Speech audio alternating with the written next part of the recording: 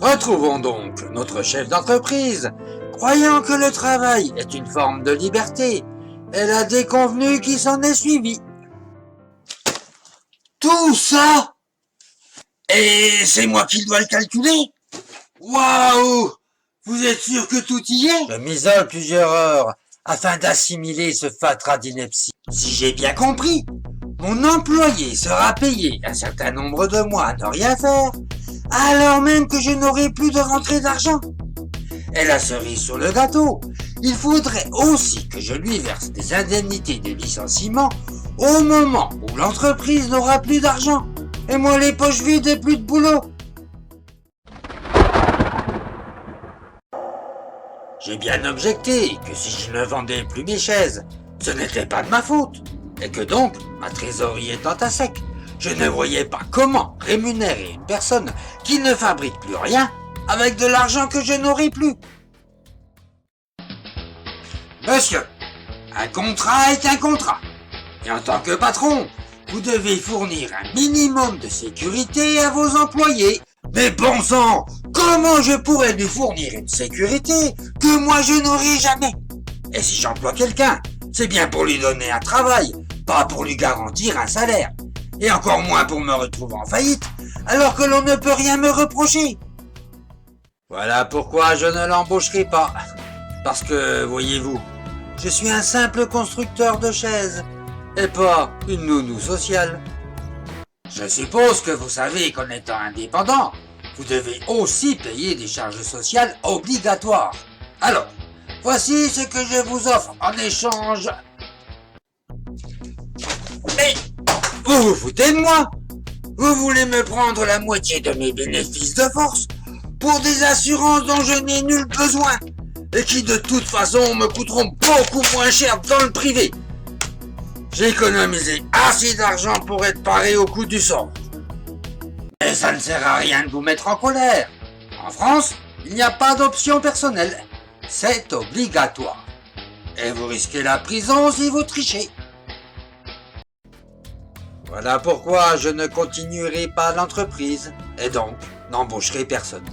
Car voyez-vous, je suis un simple faiseur de chaises, mais certainement pas un coffre-fort où vont puiser des gens que je ne connais pas pour me garantir de choses dont je n'ai pas besoin.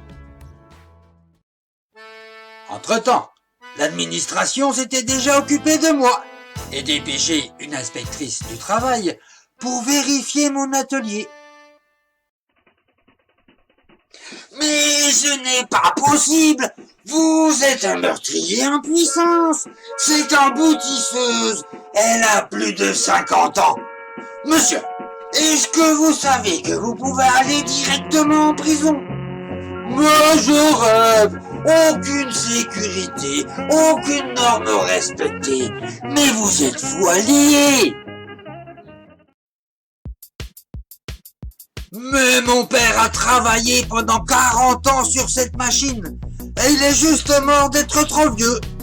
De toute façon, je n'ai pas d'argent pour en acquérir une nouvelle et il y a 1000 autres possibilités de se blesser dans un atelier sans aller mettre la main sous cette machine. Eh merde!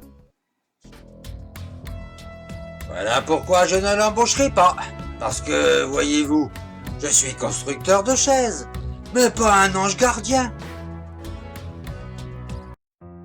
J'ai commencé à réfléchir sur ce qu'il s'est passé depuis 40 ans dans mon pays et comment des assurances libres, dont chacun choisirait ce dont il a besoin, avec une vraie concurrence faisant baisser les prix, est devenu un véritable esclavage, autant pour les ouvriers que pour les indépendants, et dont le seul bénéficiaire est l'État.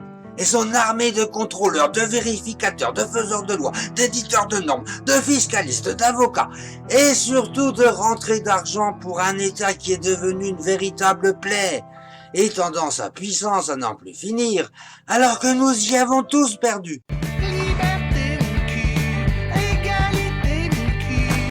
À cet instant de mes réflexions, j'ai regardé l'allure des bâtiments où se trouvaient ces gens qui ne pensaient qu'à me mettre des bâtons dans les roues. Mais qu'ils soient prétentieux ou ordinaires, je les ai trouvés tristes et laids. J'ai regardé la tête des employés de ces machines bureaucratiques auxquelles j'étais confronté, et je les ai trouvés déprimés et déprimants. J'ai regardé les imprimés que j'avais reçus et je les ai trouvés illisibles et incompréhensibles. J'ai pensé à mon grand-père et mon père, fiers de leur chaise et heureux de satisfaire leurs clients.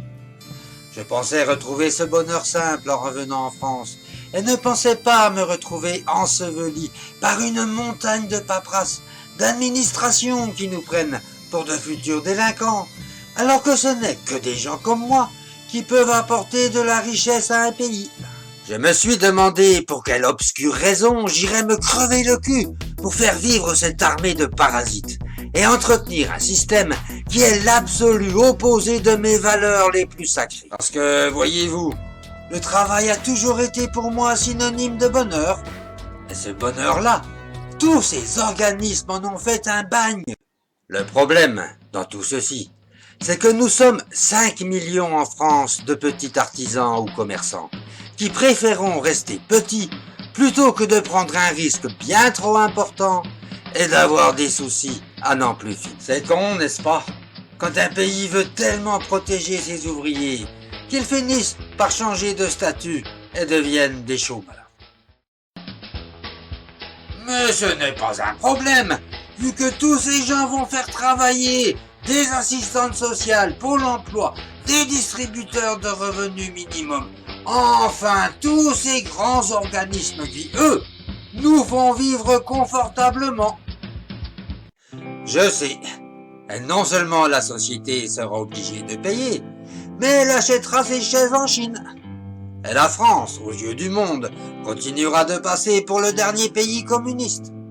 Quant à ceux qui ne trouvent pas de travail, il y aura toujours de bonnes âmes pour leur expliquer que les patrons sont tous les mêmes, égoïstes et refusant de jouer leur rôle social.